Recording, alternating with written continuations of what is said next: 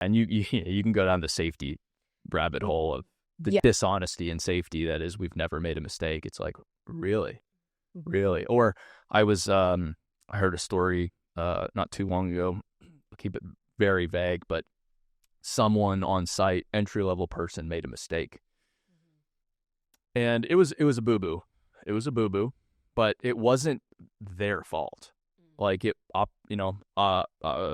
operational error happens all the time. Oh yeah. All the time. And the owner they were working for, typically a typical owner would be like, you better shit can that. Like, is the person fired? Like, no, like, why are we having this conversation then? Like, that's step one, just fire that person. And I've seen it. I've seen people make a mistake in front of me and then get fired right there. It's wild. But the owner had the foresight to be like, no, this is an operational failure. This is a leadership failure, not a failure on that individual. You're not letting that individual go. You're looking into why this failure occurred from a leadership standpoint. It's like, wow, good for them. That's exactly it right there. Like that. So if I draw the parallel, leadership is the problem for not telling the story. It starts at the top.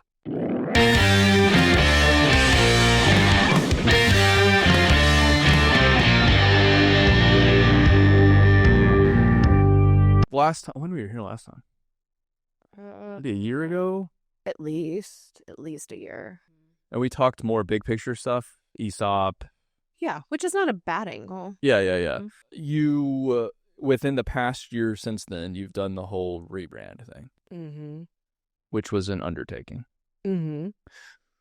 What's the deal with that? Like, why even do all that? Yeah. Because I've been seeing it now online. Like, I've been seeing it everywhere now. It's there. The ESS. It's out. What is it? ESS Companies? Yeah, ESS Companies. So we have ESS in the Midwest, and it always operated synonymously with the holding company. It didn't really have its own brand identity, if you will. Yeah. And as we become more of an acquirer of companies to kind of grow the enterprise, that helps fuel the ESOP and the growth. It does tie into our previous conversation. Yeah. Growth is an integral part of the return on equity and the stock price growth for our people. It's part of it. We have these other brands, and we needed to have them be able to have their legacy brand, but what ties us all together? And yes, you can say ESOP, but it is more than that. Yeah. And there needed to be a separation of ESS and ESS Companies. So while we have keep going. Well, I just want to back up a little bit. So ESS is Emery, Sapp & Sons is the legacy company. Subsidiary. Legacy brand. But then when it went ESOP, you established this holding company. Yeah. That owns ESS. But then, right? Yeah, and the wholly owned subsidiaries under them. Yeah, and then some other ancillary companies. Too. Yeah, to buy especially over the past 10 years. Yep. Buy like quite a few substantial construction companies. Yes. That were just all known as Emery, Sapp & Sons, but Emery, Sapp & Sons is over here as a company. Yeah, and it was more too of like we don't own you. Yeah. It was more of we just happen to be a part of this kind of collective of badass companies working together for the same kind of basically it united our mission together. Yeah. Yeah. That makes a lot of sense. Yeah, I think there was some just confusion in the marketplace too. Well, there was confusion even in our own internal place of who do you work for? What is going on? What are you trying to do? Are you trying to make us become this other company? And it was like, no, we really do want to lean into that legacy. Well, that's really hard to do when all of the marketing and all of the visual identity looks and feels like the subsidiary we're saying that, is just a partner to you. There wasn't we wanted to reduce the hierarchy as well and give us more of a agnostic way to talk about the collective brands. Yeah, but that's what I appreciate the way you guys have gone about it, because you haven't forced everything down like the throat of Rummel and Aiken and what are the other subsidiaries? It would be those areas of change management and kind of we're not so sure about these folks and trying to figure it out. But I think that we've far and large have allowed them to operate autonomously in many ways and still own a lot of their local branding and not want to strip out the things that make them great, which is a lot of the reputation and the legacy of them is tied up into their visual identity. And we don't want to come in and just strip that out from them. That would be, I think, an unwise choice for us. Yeah, which I mean, a lot of acquiring companies do that. Like that's pretty standard, I would say, nowadays. And I think that if you're really talking about the equity of a company, the brand should be a part of that. I think it's a big part of it. And people have a lot of pride in the company that they work for. And I think something that was really clear from the beginning for us is people don't work for holding companies. People work for the local subsidiaries. Rummel is hiring someone, you work for Rummel, and you are helping Rummel have a high-performing operation with them. You're not coming to some big conglomerate that's out of touch, that doesn't see you and operate with you and stand side by side with you every day. No, it's not what this is about. And if anything, if we were going to put a hierarchy on it, our holding company is below them. We are a foundation. We provide resources to those brands. Each brand or each company has different levels of sophistication, has different levels of expertise. And so the holding company should provide and supplement and fill some of those gaps and be there when they need us, but down here. And the brands are the ones that should take center stage. We are the stagehands. I mean, that's something you guys like to say a lot. Yeah. Well, it's a value. We're the stagehands, not the stars. Yeah, but that's a great way to put it. It's the foundation. It's not the top. It's not the top. That's pretty good. We're down here. That makes perfect sense. You guys go do your thing, and we're here to support you. Yeah, because if I'm, a pipe layer at Aiken, like a lot of the guys I worked with at Pearson went to Aiken. Yeah. I still know some of the folks over there. They know you. It is funny. But yeah, if I'm a pipe layer at Aiken, I work for Aiken, and so I'm not necessarily as excited about Emery, Sapp and Sons, because that's not what I'm around all day every day. I'm around Aiken. But then knowing that, well, now that I have this foundation that is this bigger company as well, which is, I think it makes my job a little bit more robust, like secure in a way. It gives me a degree of safety, which is very important for people. And then it also gives me this whole employee ownership thing that I didn't have before. It's security for people as well. I mean, that differentiation. The security thing's big. It is. And like when we have some of these market downturns in different geographies and other things, I think now there's that level of security of like, we're going to be able to weather the volatility of the market because of that diversification. And it takes all of us in different ways with different specialties to be able to make that happen. Yeah. Yeah, it makes sense. But it was a hell of an undertaking to get there, huh? Just a little bit. Yeah.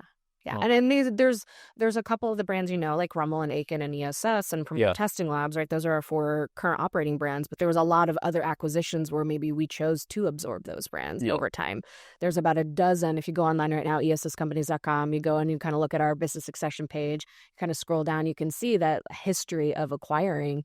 These are the 4 brands that we've chosen to. We think their legacies are worth retaining, and there's a lot of equity there, and we want to maintain those. Over time, we'll see what happens, but I mean, there's different methodologies to acquiring. Yeah, and I know for anybody looking to sell a great business, call Tim. He's gonna get his checkbook out. Call him. Call Tim Paulson. 1-800-TIM-CHECK. Get it. He'll be happy to answer your call. I know 100%. That much. Yeah. No, but that's something I've talked to him about recently too. Is just even the changing market dynamics with acquisitions right now. Like over the past 5 years, it's changed dramatically. Even the past 2 years. Oh yeah, I mean we are seeing that. I mean this industry is ripe for acquisition. But the market's hot and really hot. They come at a price tag, and so yes, it is the organic growth is still a part of our playbook, if you will, and very strong, but that takes a long time, and we aren't the most patient, and we like to see big returns, and so that usually takes a healthy mix of acquisition, but it's at the price tag that we also have to be fair to our employee owners and our shareholders, and make sure we're not overbuying. Well, it's quite interesting. Like with ESOPs are a great model, but I feel like they're sold a little bit as an easy button. That's not at all the case. It's a whole different game, and it's a sophisticated game. Yeah, that some are better at playing than others. Like an ESS. It would also be unfair to look at Emery Sapp as an incredibly mature ESOP that was started in 1999 and look at it and think it was always this level of return. Sure. During those buyback phases for the first 10 years, returns were nominal, probably matched more the market, and you could probably play the S&P similar to ESOP, and it was probably a decent growth trajectory. Now it's insane, but that wasn't always the case. It's a long game. Yeah, so with the ESOP, just to back up, you have that buyback period. You're buying, so the owner of the company. Yeah, think of it as a good owner carry. Mr. Sapp, whatever it is. I don't know what the heck the ownership was, but for sake of conversation, sells the business to the ESOP. But the ESOP then has to pay that note down. Yeah. There's probably a financing mechanism involved, bank or whatever. That's the ABCs 1, 2, 3. Yeah. So all of your cash flow, all of your extra money you're making every year goes to paying down the debt that you now hold. Once you pay down the debt over that 10-year period, now you can... The rocket ship starts to take off. Well, yeah, because now you have the tax benefit because you're not paying the income tax that a typical contractor has. Yep. And you can start rolling that cash into more aggressive growth, acquisition, combination of all of it, and making sure you have that cash set aside for repurchase obligations as those other start to age out and leave and do other things. And so a lot of what the executive team spends a ton of their time on is looking at the mix of our ESOP and the design of our ESOP and making sure that our plan, we're constantly iterating that to make sure that it's sustainable for the long term, not just the next year, not just with ebbs and flows or big repurchase obligation classes that might, be ready to say, sayonara, awesome career, I'm out, take the money and go. Like, that's what it's there for. Sure. But all of those people who exit, it requires the injection of the next class coming up to fund, if you will, their exit. Yeah, it's exactly why Social Security will never work for somebody my age, because the federal government has totally given up on any kind of obligation to people paying. But with an ESOP, you don't the federal government can get away with a lot of stuff that we cannot. Businesses and people can't. Us, even though they work for us. It's funny how that works. But yeah, you've made this promise, you've made a promise to people that, hey, here's how much you're going to get upon this at this date when you leave based on current share price, et cetera. And then when they leave, you got to pay them out.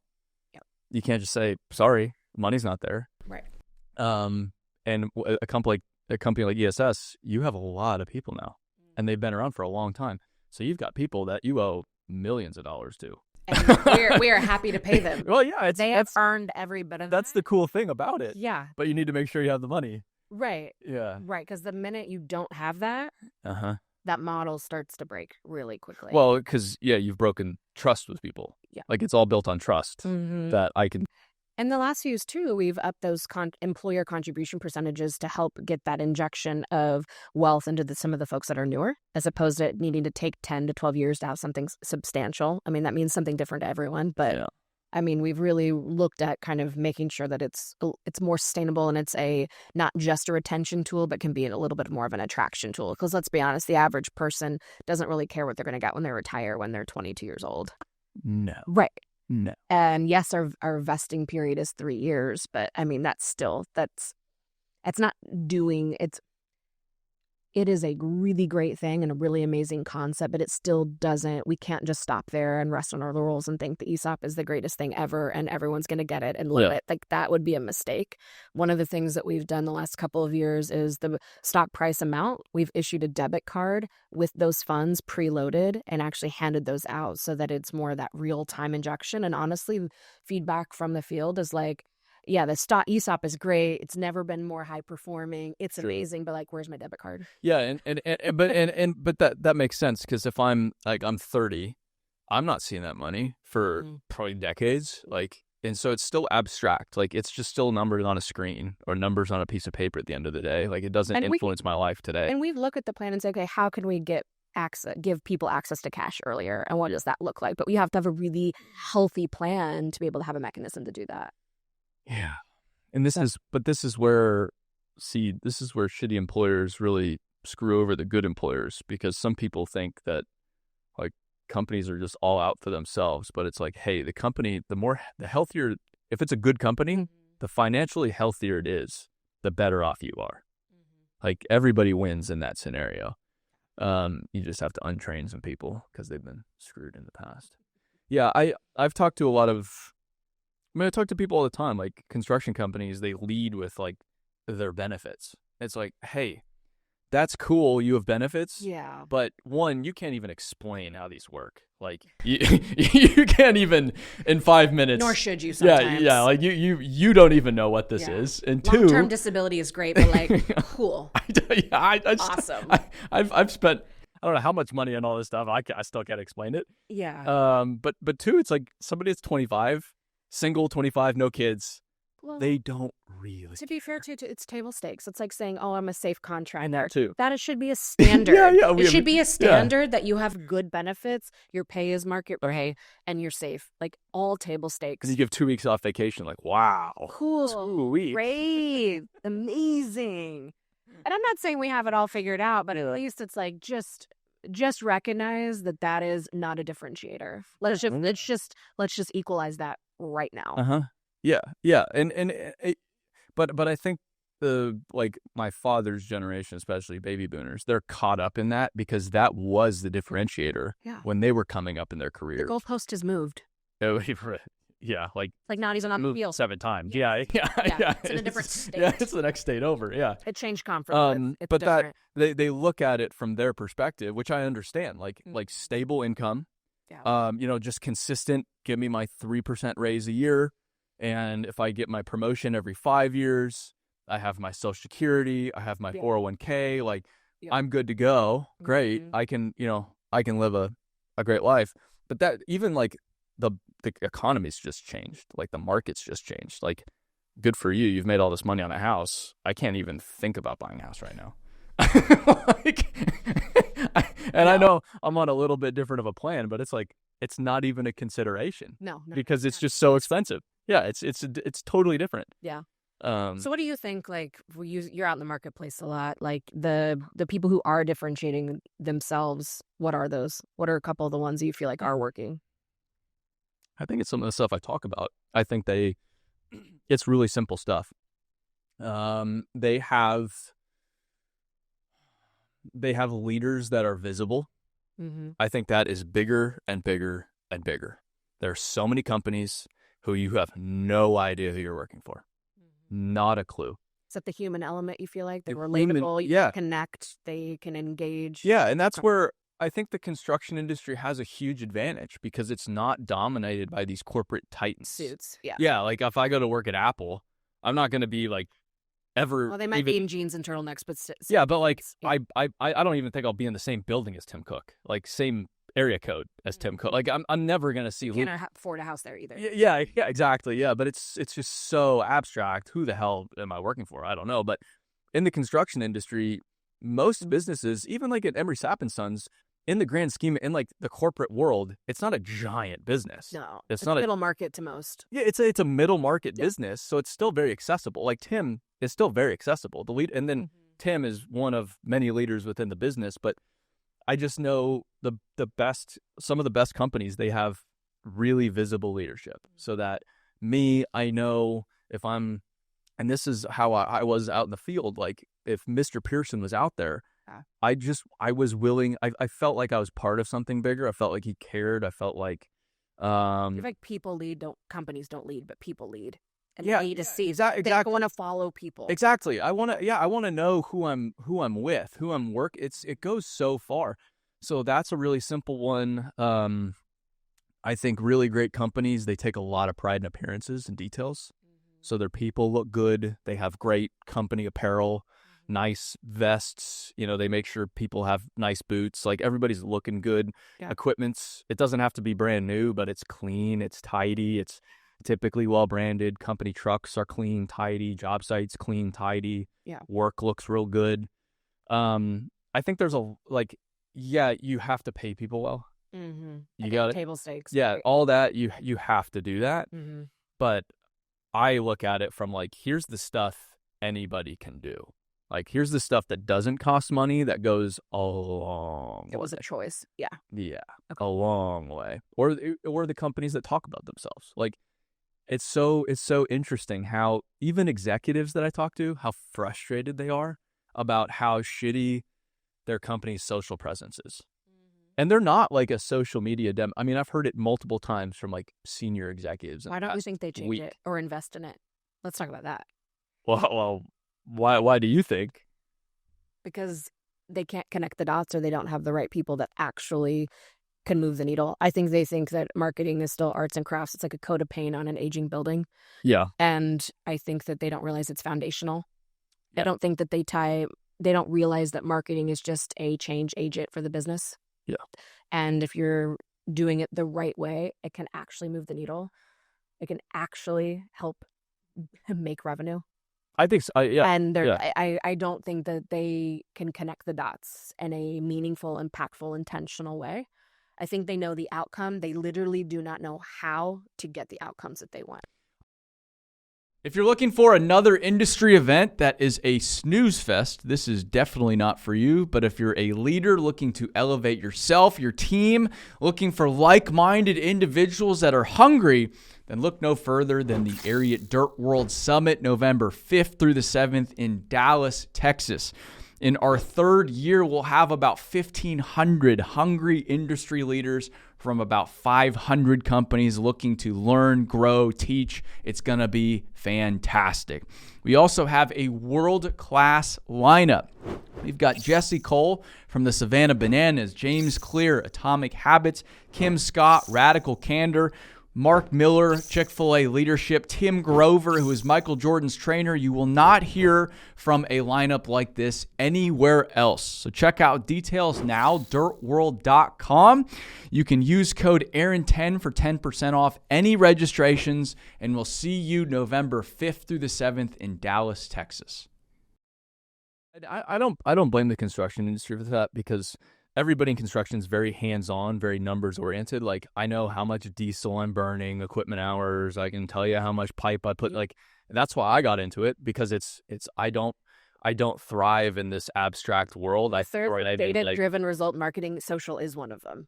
Like, you can't see that impact to a certain degree. Yeah, you can. There's vanity. No, you can't. There's vanity. Well, and there's the whole bullshit vanity thing as well. But it does. I mean, it's bigger than social. Like, brand is so valuable. Like, I went to work for Skanska because I drove by a job site on my way to another company's job, and the Skanska trucks looked really fucking cool. And I was just like, who are these guys? I'd never seen Skanska. I remember seeing their logo for the first time. Like, it's just clean and everything looked good, professional, like high level, and they were kicking the shit out of this project. I was like, I want to go work for these guys. And then the next summer I go to work for Kiewit because it's Kiewit. I couldn't tell you a single job Kiewit had ever built. Not a single clue. But I knew they looked badass. Like, they looked cool. I just wanted to be part of, like, this perception. Yeah, this cool kids club. And but perception's reality, because you get there, then it's like, oh shit, this is the big leagues. It's like I'm working for a serious team. Like, you almost buy into it. And it's a double-edged sword, because you can be good and you could throw a lot of money down the toilet if you're just wanting to spend money. Well, yeah, but there has to be a strategy. There's also an arrogance that can come with it, with some leading industry brands that I've seen time to time. But I mean, that's why I made those decisions, like 100%. I just thought they were cool. That was it. Like, and I think that's where a lot of people go wrong from a recruitment standpoint and retention standpoint too. They approach it like too literally, like too logically. It's like it's transactional too. Yeah, and you're like, you're trying to make it make sense. It doesn't make sense. Like people are like, why'd you get into construction? It's like, I liked bulldozers. If I got a job in construction, I'd be around heavy equipment all day, every day. Like, it's not hard. That was the math. That was 18-year-old Aaron math. That's it. Yeah. And it's like especially people in their 20s, like 18, 19, 20, 20s, like, it doesn't have to make sense. No. That's the beautiful thing about it. I will say, though, that from a marketer's perspective, it better make sense from from our internal angle. Yeah. Like, it cannot be haphazard.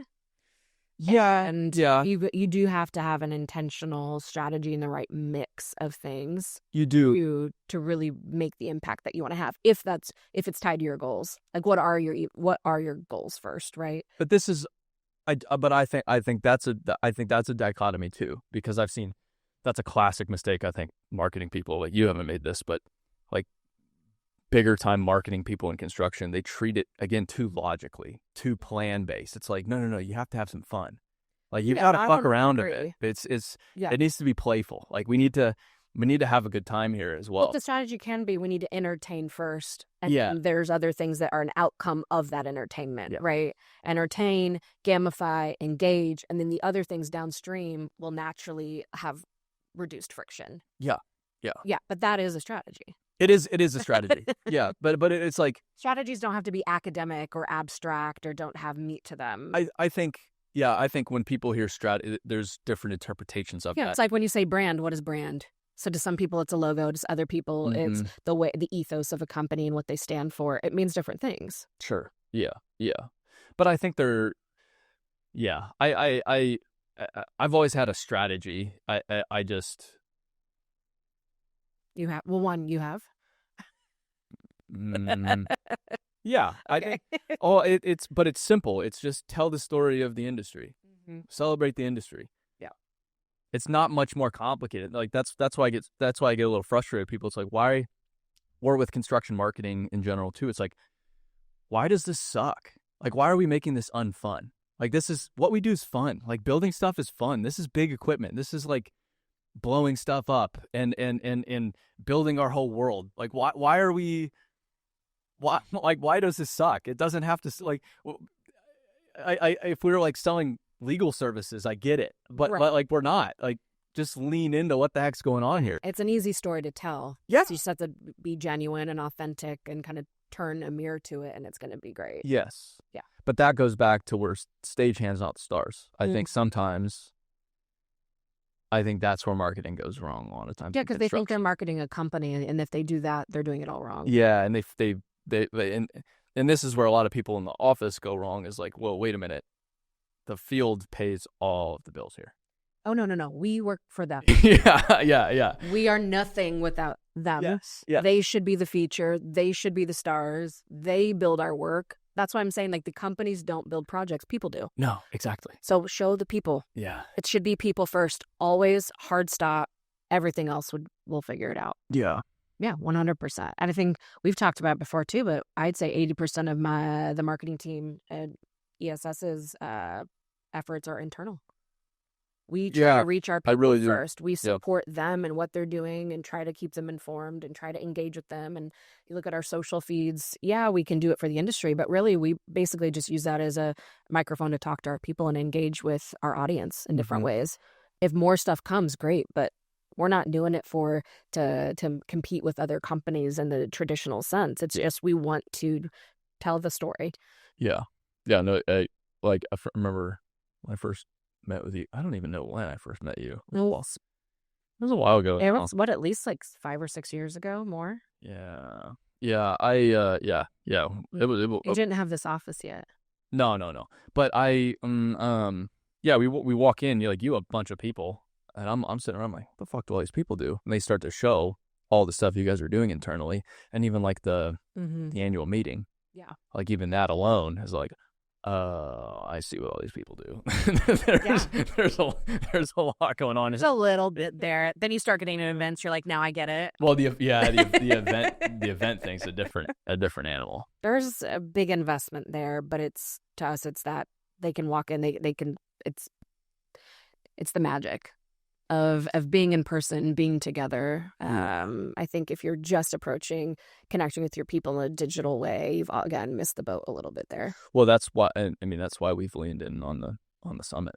Was like but that it's like one of the moats around our business that is primarily now online technology based. It's still a human industry. Yeah, it's still people, and you still gotta build those relationships with one another. Yes. So whether they're online or in person, it takes both. Just connecting with people. Are y'all still doing those events now that we as big as everything is now? We now actually do 4 events. So that big regional kind of annual celebration. So it's when we, the purpose behind or the intent behind it originally was when we announced the stock price. Yeah. So now we have a live feed of that, but we have 4 concurrent regional events all happening at the same time, same night, all watching the stock price together across regions at the same time. I see. So there's thousands of people that come. There's a huge party in Phoenix this year, a couple parties in the Midwest, but still being able to get people in that vibe of when you've got hundreds or 1,000 people just going nuts when the price comes, and the wealth that's generated in the room and just the hype around that and people getting excited. I mean, if you say you've only been to the company a couple months, you're a part of that event, you look around, you're like, people are loving this. This is a thing. This is wow. I'm looking at somebody who entered the $1 million club for the first time this year, and they are loving life. And it's a foreman who might still even code switch and operate a piece of equipment every day. And this person they're in a really good spot. Those are cool. I can't emulate that. I can't put that in a brochure or a video or a digital thing or try to pitch and sell that. That's just like by osmosis. You're able to get, like, the mission is very clear. That's it. The uniter of that. Well, and for people that don't know the background of that, you have basically this outside organization, whatever it is, value the business every year and assign a stock price. So like ESS has a stock price, but it's not like the stock market. You can't just look it up. Right. It's not just instantaneous. It's an annual. And we're happy for that. Well, it allows one time a year. There's a valuation annually that happens. There's a lot of different checks and balances, and outside, it's not like a bunch of people in a back room decide what the price is, right? It's not monopoly money. It's not just whatever. Yes, there's checks and balances. They come in and say, here's what that new stock price is. But then you announce it to everybody, and then I can see, okay, it's $100 a share, and I have 100 shares. Right. So that's, wow, I have $10,000 that's waiting for me. At that. And right now, tournament. Too, it's not just, that's the appreciation of how much I have and how much it's grown, but it's also how much we're contributing every year. So like, say, if our contribution percentage right now is 22% and you make, say, $100,000, you're getting $22,000 put in your account by the company. That doesn't include dividends. It doesn't include other cash. It doesn't include other things. Like, that's how much is getting injected into your account. And it's not like a 401k. You literally put in $0. It's just the employer puts it in your account and says, thank you. Which I like over a 401k way better. I am less and less of a believer in 401ks the more time goes on. We also find that our people, they have a stake in the outcome, right? Exactly. You have a stake in that. The 401k is just subject to markets and what's happening. It's complete. It's not that here's the deal. You don't want to put all your eggs in one basket, whether it's an ESOP or any financial wealth, like retirement tool. Well, I do. What? I do. You do? Continue, You put it all eggs in one. Well, okay. Different story. But the average bear, like, just be smart. Don't put all of your eggs in one basket. But I will say this, for many people, becomes the biggest part of that for them. And I think that's great. I haven't been to your event, but I had the opportunity to speak at Garney's annual event last year, which was really cool. Another big ESOP in Kansas City, funny enough. They've grown differently. They've grown organically. Now biggest wastewater company in America. But I'm crushing it. It was super, super well done. Like, seeing I forget who did the presentation, but CFO level or somebody at that level. I forget who it was specifically, but just listening to them, like, they were really articulate about it. The presentation was so well done because you have to speak to the lowest common denominator. Oh yeah. Like, somebody whose second language could be English, not even first language. Oh, yeah. Somebody that just joined on the company 2 weeks ago, entry level position. You have to take these super complex concepts and distill them down to these easy, digestible, like 1, 2, 3. These are 3 things you got to know what's up the room. And the right people can do it really well. Yeah, they did it so, and it was, but you could. You got it. I did. Exactly. Yeah. I did get it. But you could, the excitement, the energy was just like, wow, this is awesome. Yeah. So cool. It can be that game changer, but you got to kind of like bottle that and figure it out.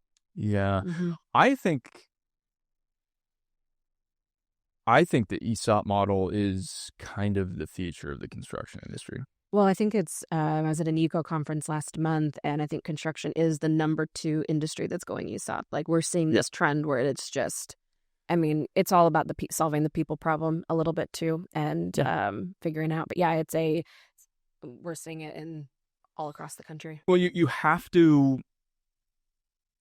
We've been reflecting upon the whole workforce thing a lot more. It's not, attract is like a very small piece of the puzzle. I just don't think this industry makes enough money. I don't think it pays well enough. It just doesn't. Like, I just don't think wages are equal to the work being demanded, and especially the hours being demanded. I mean, now summer, 60, 70, 80 hours. Like, you're getting it in volume, but that's, Yeah, but like you get overtime and all that, but that's, I mean, we're asking a lot of people, and they should be compensated accordingly. But when, in like not that public companies are bad, but if it's a public company, that money's not staying within the people, within the workforce, within those building the work. It's going elsewhere. Like it walks off, or if it's a foreign company, it goes away. Yeah. Even if it's just, owned by a family forever, like that money sometimes goes back into the business. Sometimes it just walks off. Like, and I'm not criticizing any one of those models. I think all of those models have their place, but from a redistribution of wealth within this industry, like, why shouldn't the people getting, like, building get more of the money? Like, to me, it just makes sense. And to me, it's the way to attract, retain, develop great people. Like, I think that's one of the biggest reasons. Why do we have this lesser than class of people in the construction industry? And that's what other people say. That's not what I'm saying. It's oftentimes because wages kind of suck. Like, I don't think the work's the problem. I think it's a lot of times it's just the wages are not where they should be. And that's what I love about the ESOP model. Not just that the money stays there, but then you have the tax advantage as well. So all that money's not just walking off to the government as well. Like, you're retaining it in two different ways, which is, I think, it's, again, not the end all be all. It's not some magic potion, but I just don't see another model that's better and can address, I think, like, this fundamental financial problem that the industry has right now than the ESOP. Yeah, we talk about wealth equity all the time, and that's, it just makes sense. Yeah. It just makes sense. I don't know. Yeah. I think it has to be there. 100%. I do.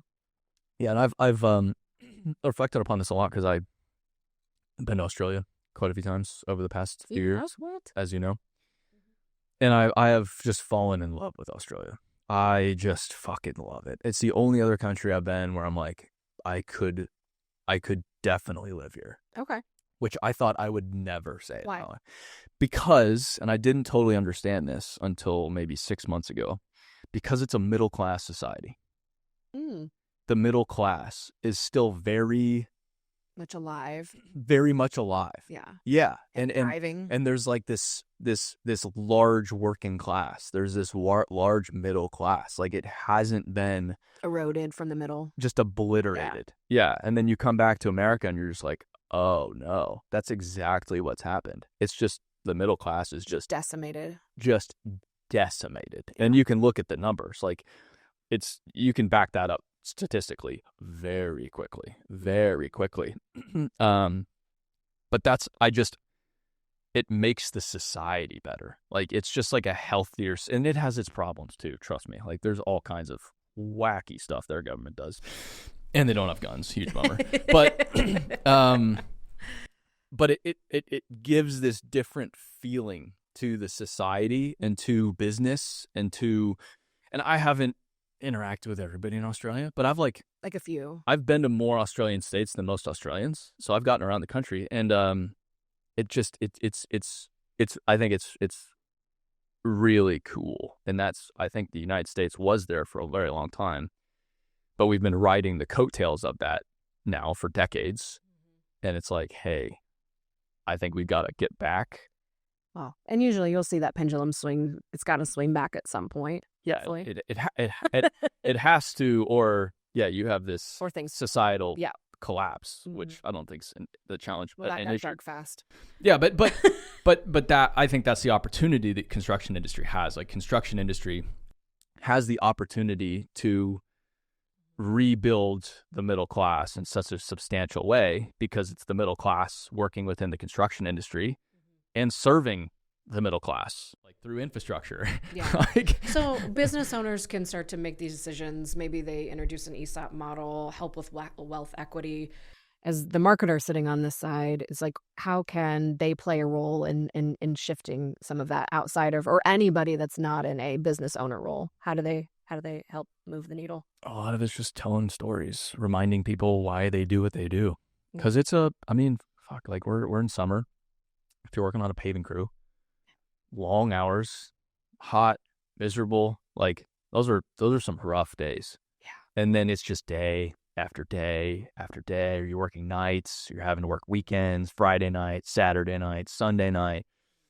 And you can just, it's so easy to lose sight of, like, what is all this for?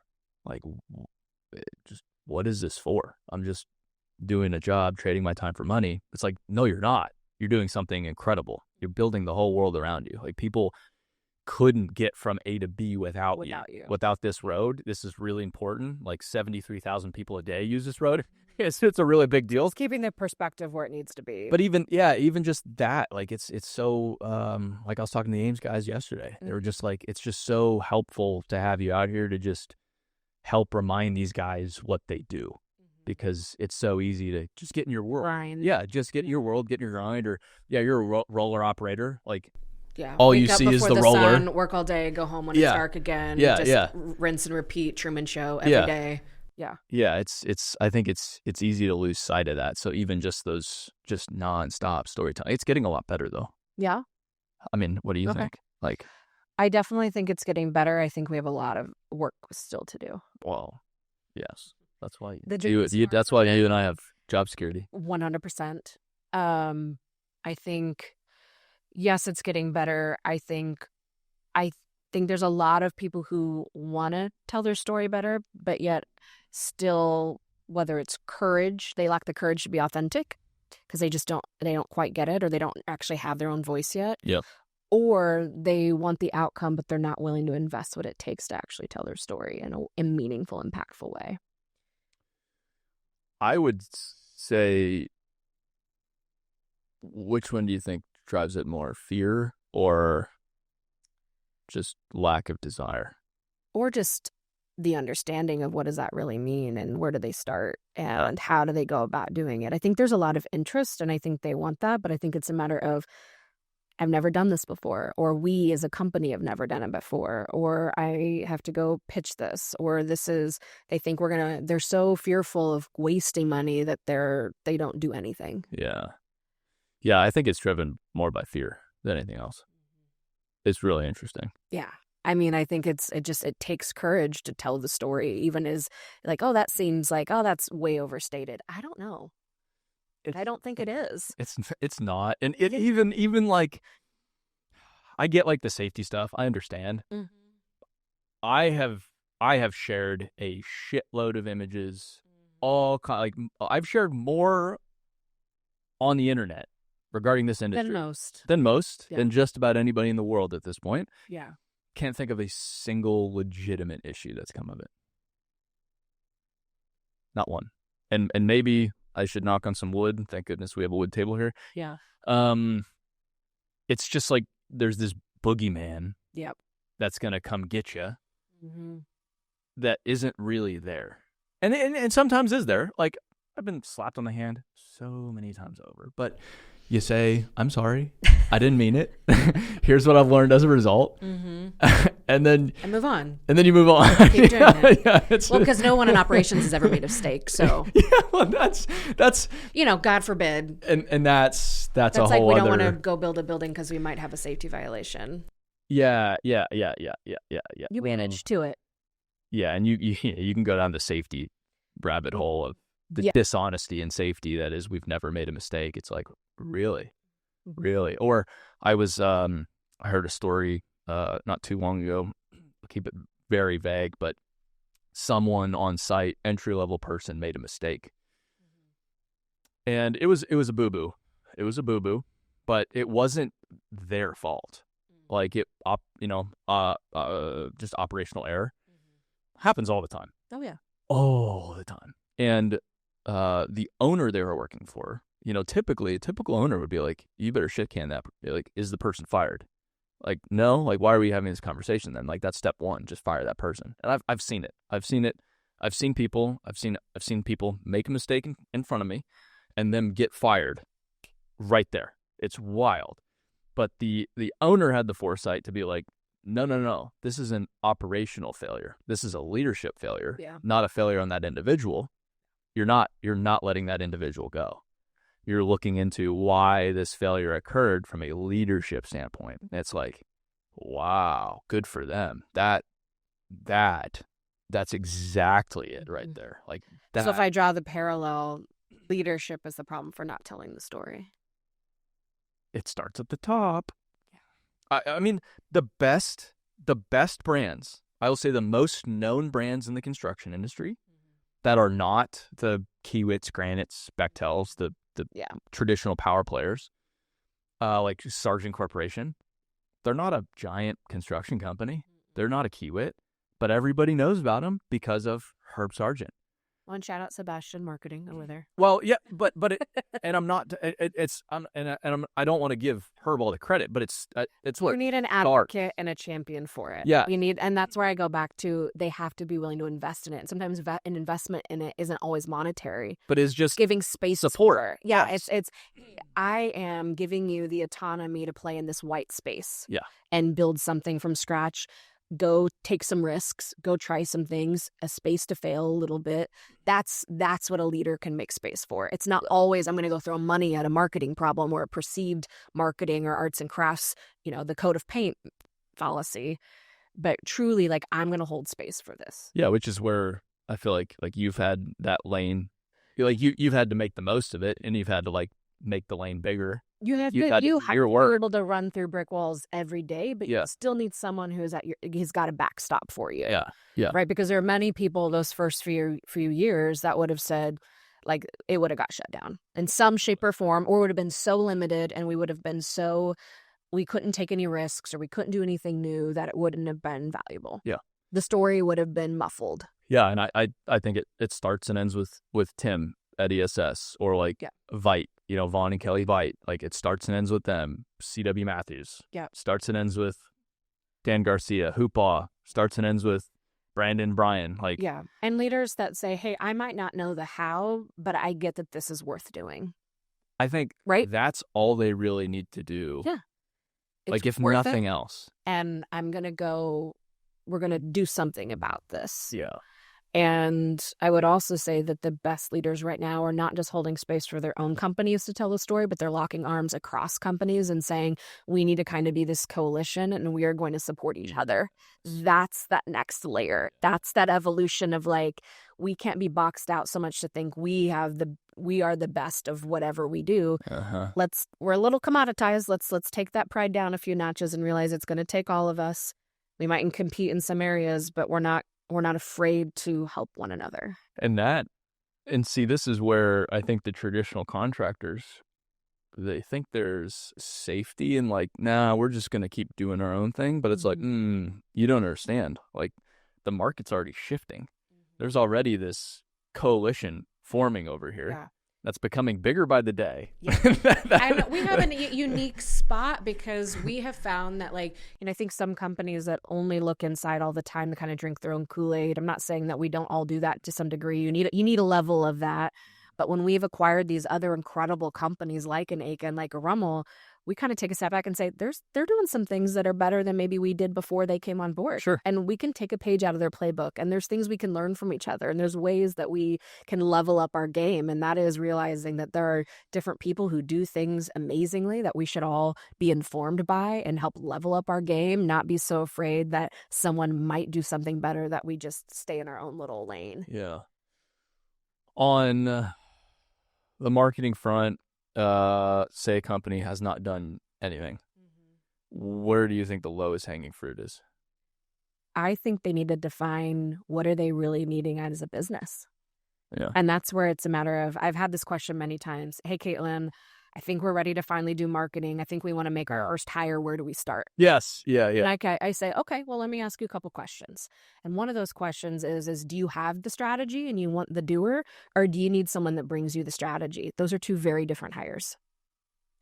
If you have your own strategy and you have a really clear vision of what you want to go make, and you need somebody who can be the maker and the creator and the developer for you, that's a different hire.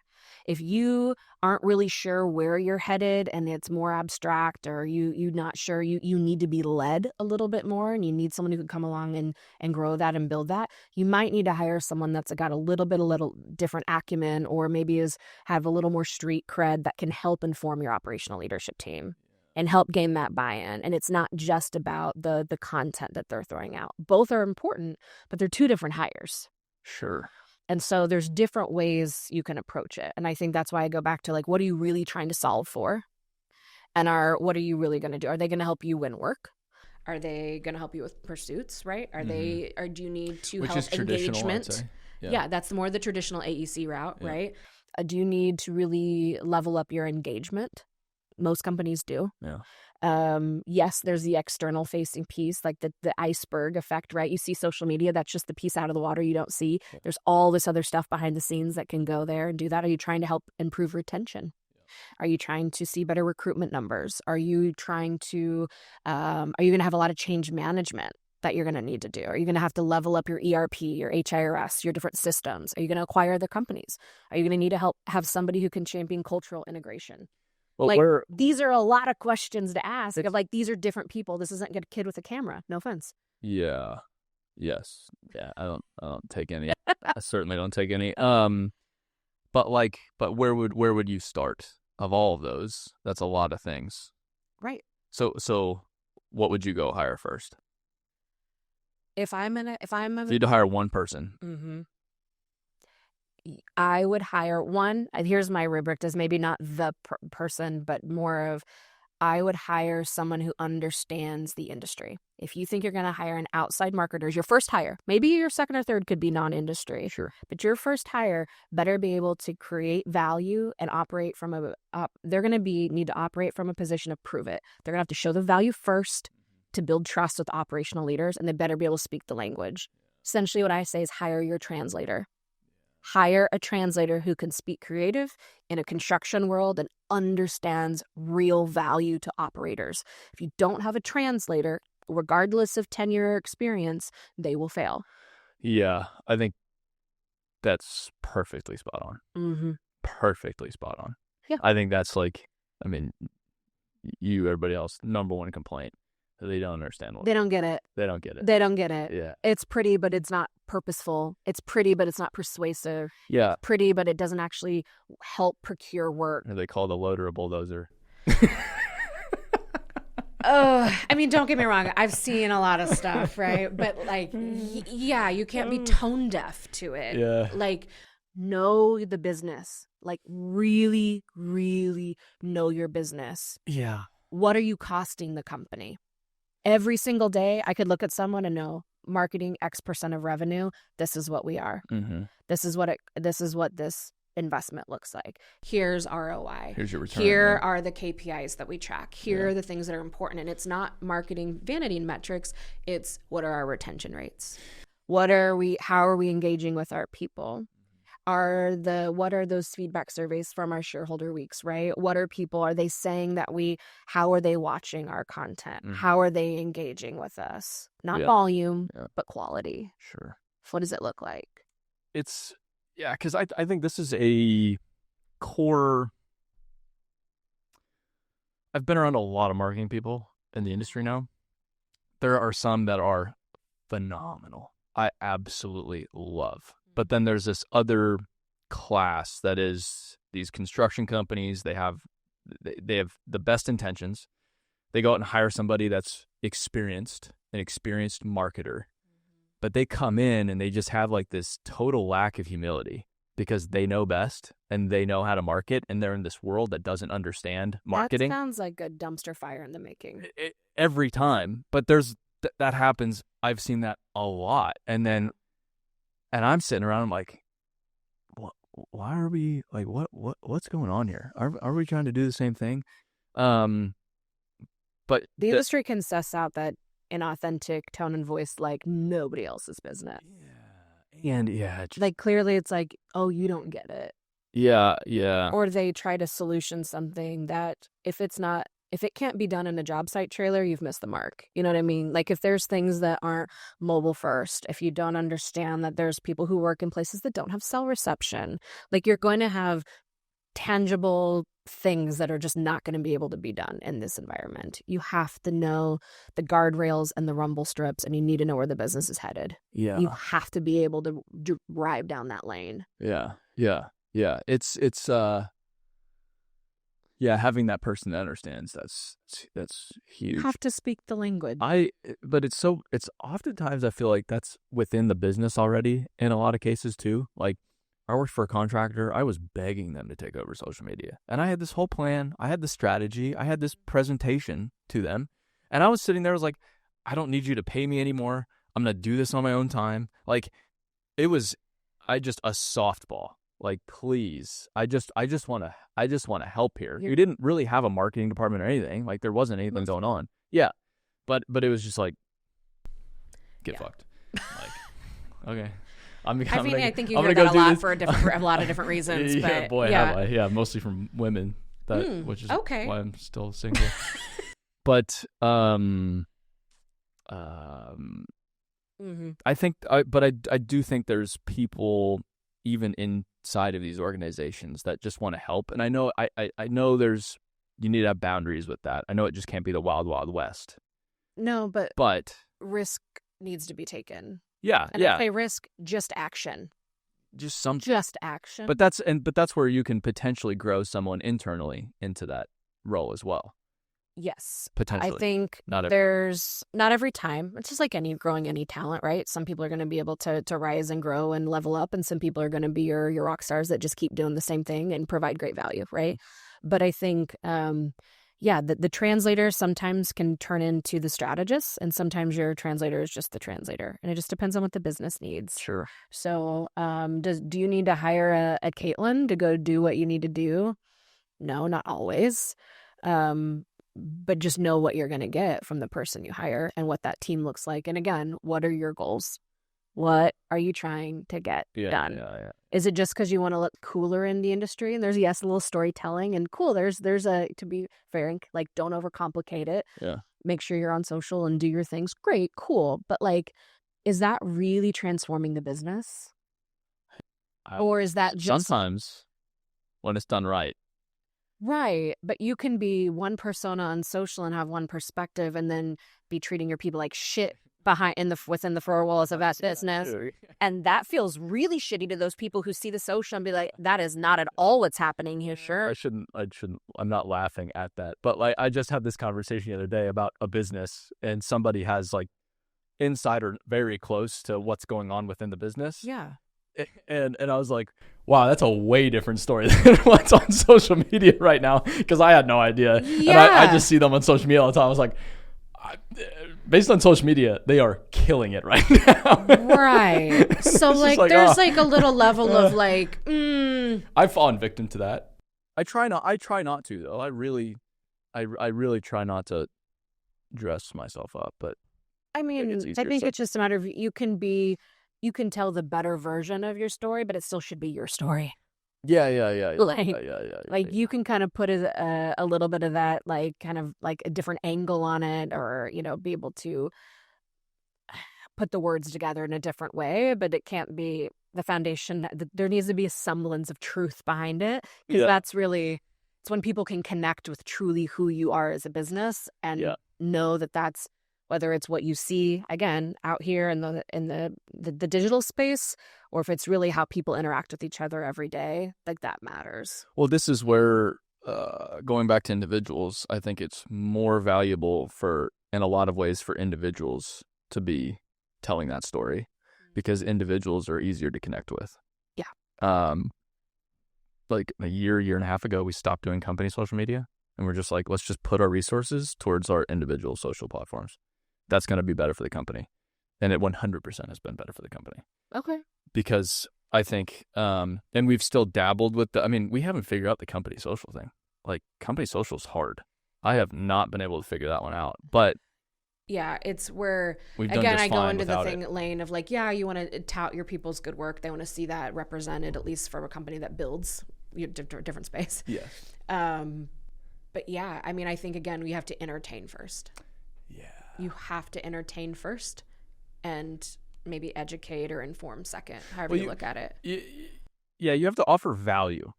Yeah. I think that's how I put it. Mm-hmm. It has to be valuable. You have to give people something. No one gives a shit about you. Yeah. No one gives a shit about your company. No one cares. Like, everybody's busy. But they do care if they're sitting on the back of the tailgate having a quick lunch break and they're scrolling and you make them laugh and you make them kind of like, just like kind of be like, oh, I got to just leave my space for a little bit, laugh about something or something 100%. That I can relate to. Like, oh, you get me. This is great. Sure. So. Yep. But, like, I feel like people need to go scroll the internet these days because there is some hilarious shit on there. Mm-hmm. Like, it is so funny. People are so... And to be fair, we challenge ourselves. I mean, I do not have it all figured out, but there's more and more risks we try to take every day. But I would agree. I think you have to be there to just, like, again, but that's to be fun, like, to be able to entertain, to be able to provide this perspective, you have to know enough about what you're talking about. And a lot of the marketers don't even know. They don't know how to connect with the field because some people have never even been in the field. Which is, I would, if I was a new marketer at a construction company, I'd spend the first month in the field. Minimum. Yeah. Going around, seeing the different kind of scopes of work, understanding how people talk with each other. What does that life look like? What is life on the road? And what does that really mean for people? And what sacrifices are they making to make that happen for us? Yeah. Like, again, if you can't connect with people, but you got to get to know people, you got to connect with them. You do. You got to really take the time to get to know them. It's hard. Yeah. And the authenticity is big too. My goal has been, like, if somebody meets me on a job site, I want it to be like, oh yeah, that's a guy. Like, it just makes sense. I've realized recently though, I'm more outgoing in a, like, situation like this or online than I am, especially with a group of people. Like, naturally, I'm not an outgoing person.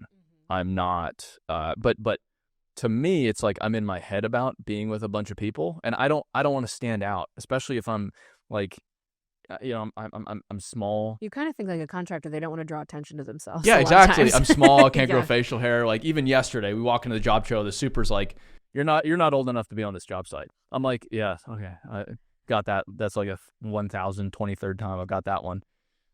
Would it have to be like 16 and they just didn't get it, or? Yeah, but what it comes off when I'm like that shy, natural version of myself that I don't care. It comes off like I'm kind of a prick. Yeah, and I'm like, fuck, like that's never been my intent. That's never been what's in my head. But that doesn't matter. It doesn't matter because people don't know what's in my head. I'm like, fuck. So this year, I've been trying really hard to be more outgoing and to include everybody on the job site. Okay. And to just go first, introduce myself to everybody there, like talk to them. Like, oh yeah, it's way against my nature. I love it. Like, it's a lot of energy, but it's yes, yeah, and I love being. It's just not my natural state, but that's something I've been doing a lot recently, and I've been really enjoying. We can come out anytime with me. I make the rounds. Almost every time I talk to you, you're driving. Yeah. Yeah. Where in the world is San Diego? I'm driving. Yeah, I'm traveling or something. Yeah. Always going in and out for sure. Well, what's next now that the big brand is? So we established a holding company identity. More acquisitions are coming. It's just a matter of when. Yeah. Like I said, the environment's a little more challenging, but I think there's some key ones out there, and it's always going to be part of what we do. So obviously looking at what's that next, whether it's bolt-on or it's tax on to another subsidiary or another wholly owned subsidiary. Growth will just be there. But I think it's a matter of really to your point, like establishing that identity, like what do we really need to be in that space, and how do we evolve, and how do we keep moving and growing and telling those stories authentically? It takes a lot of work to be in the field, like showing by the field for the field. Yeah. That takes a lot of, you have to be there to do that. Well, so that's the expanse. The geography was expanding. Yeah.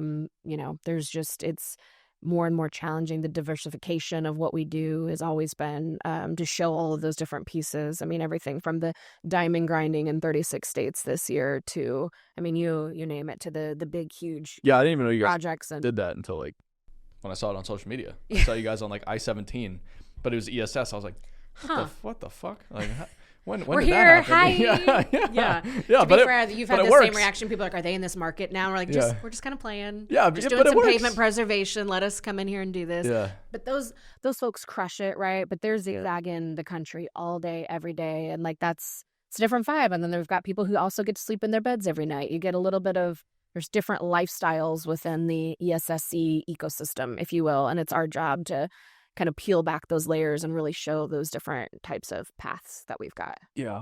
Yeah. Well, I couldn't be a bigger ESS fan. You guys, I would consider when you're budgeting to put an ad placement in for, I'll advertise ESS to potential sellers if you're looking to sell your business. Your people can call my people. Yeah, we'll figure that out. Call Caitlyn and Tim. Basically, just call Tim. 1-800. Actually, don't. Emery, That's Sapp, actually and pretty Sons. risky. Yeah. Call me first. Yeah, but no, I mean, when you all bought Aiken, couldn't have been happier because I knew Aiken, I mean, really well respected. Yeah. Top-notch organization. Then bought Rummel. Again, top-notch organization. Yeah, like, and in that, because I grew up in that market, so I know those companies well. And, I mean, that was a good move on your part, but their part as well. I would Big hope time. that they feel that same way. I mean, Rick and Rod over at Rummel have been just fabulous partners. Yeah. It's like they just get it, though. Sure. They're about the work. They're about their people. They are about making an impact in the community. And it's like, man, when your core values align that strongly with what you're already doing, like it's a recipe for success. It has. Like these aren't fix-up companies. These are incredible companies. And it's like, just sit back and let them be amazing. Don't get in their way. Don't corporatize them. Let them run. Let them eat. Yeah, right. Like let him go. That's what I appreciate about Rick and Rod, though, because like they could have ridden that horse for a much longer period of time. I mean, it takes a really selfless leader to transition to the ownership model. It was a really good, and great time. Like, and they're incredibly selfless. Yeah. And said, "Wow, to go to that next chapter, here's a path that we could do, and our people would benefit. Let's do it." Yeah. Not everybody's going to make that call. Yeah, that's pretty cool. It is pretty cool. Yeah. Yeah. No, it's like I said, huge fan. Employment standpoint, any company looking to sell, holler. Look no further. Well, thanks for, of course, stopping in. Thank you for having me. Yeah, it's always a pleasure. Yeah, this is good. Last minute chat. Always.